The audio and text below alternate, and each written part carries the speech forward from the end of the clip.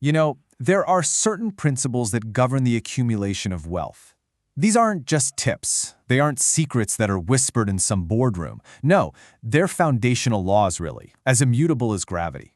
So today, we're going to construct the framework, the blueprint, upon which true financial sovereignty is built.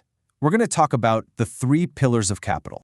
But first, I want you to just consider this for a moment. In a world that is just saturated with financial noise, what is the one constant? What is the bedrock upon which all significant fortunes are actually established? The answer might surprise you at just how simple it is. See, the path to wealth isn't obscured by complexity. It's not hidden behind some closed doors. It's really just a matter of controlled, deliberate action. It's a discipline. And just like any other discipline, it can be learned, it can be practiced, and it can be mastered. So let's move to our first pillar. And frankly, this is the most crucial philosophical shift you have to make. You must evolve from being an earner, someone who just exchanges their time for money, into an owner, someone whose money works for them. To do this, you have to internalize what an asset truly is. Let's be very clear. It is not your paycheck. An asset is the machine you build to multiply your capital, and it does this completely independent of your labor. So whether you're sleeping or on vacation, this machine, it just continues its work. This is the engine of wealth. So how do you actually do it? Well, this slide maps out that transformation precisely. It's a simple 3-stage operation. Step 1, you earn your income. That's your seed capital. Step 2, you open a vehicle, which is really just a conduit designed specifically for investment. And then Step 3, you use that vehicle to acquire assets. And that right there is the final act that converts your labor into actual ownership. Now, the most effective vehicle, or investment account, for most people starting out is the Individual Retirement Account, or IRA. The barrier to entry here is remarkably low. If you're over 18 and you file a U.S. tax return, you're eligible. That's it. Citizenship is not a prerequisite. And the selection is very straightforward. For incomes below $150,000, you open a Roth IRA. For incomes above that threshold, you open a traditional IRA. This is your starting point. All right, so with that first pillar in place, we can now build upon it with our second, the mandate of control. See, owning assets just isn't enough if you don't command the flow of your capital. Financial management isn't a restriction, it's the assertion of absolute authority over your own resources. And this is where we need to completely reframe our understanding of a budget. I know, a lot of people think of it as a financial diet, something meant to starve you of enjoyment, but that is a really common and damaging misconception. A budget is a strategic document.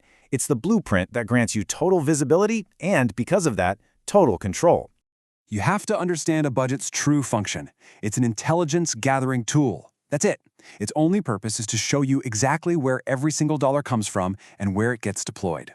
With this data, you stop guessing. You can begin acting from a position of informational power, and you can redirect your capital toward your own strategic objectives. And make no mistake, your capital is in a state of conflict. It's at war. On one side, you've got high-interest debt. This is an enemy force, compounding daily against you, siphoning away your resources, and forcing you to give up control to your lenders.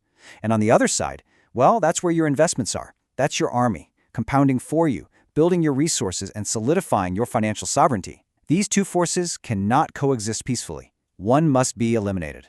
So where's the line in the sand? It's clear.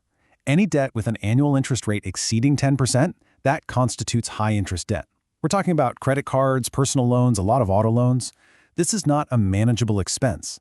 It's a financial emergency, and it has to be eradicated with extreme prejudice. And that brings us to our third and final pillar, the strategic mindset.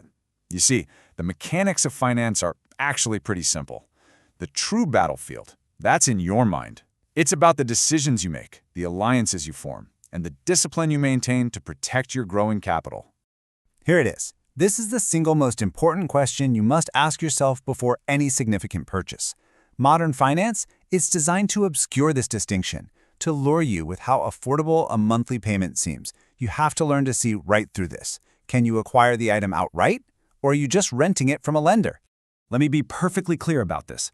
Leveraging debt to acquire an item that loses value is the very definition of a capital trap. You are paying interest to own something that is worth less every single day. This is a guaranteed method of wealth destruction. It must be avoided. So your strategic toolkit has two primary components.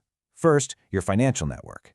You have to cultivate a circle of peers, people with whom you can openly discuss financial intelligence, things like negotiating salaries, optimizing taxes, vetting strategies. This shared knowledge is an incredible force multiplier. And second, you must adopt a stance of capital defense. That means a hard and fast rule against financing things that depreciate. So, when you put them all together, these three pillars form your financial blueprint. And this isn't just advice, it's the architectural plan for a durable financial structure, one that can withstand economic uncertainty and generate wealth across time. So, let's quickly review the commands. Let's just distill this down to its very essence. There are 3 commands you must follow. First, acquire assets. Transform your labor into ownership. Second, exert control.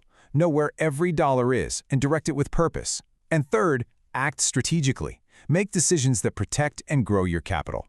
And this brings us to the final, unavoidable reality. Your money is never idle. It is always working. So the only question that remains is the one you have to answer for yourself.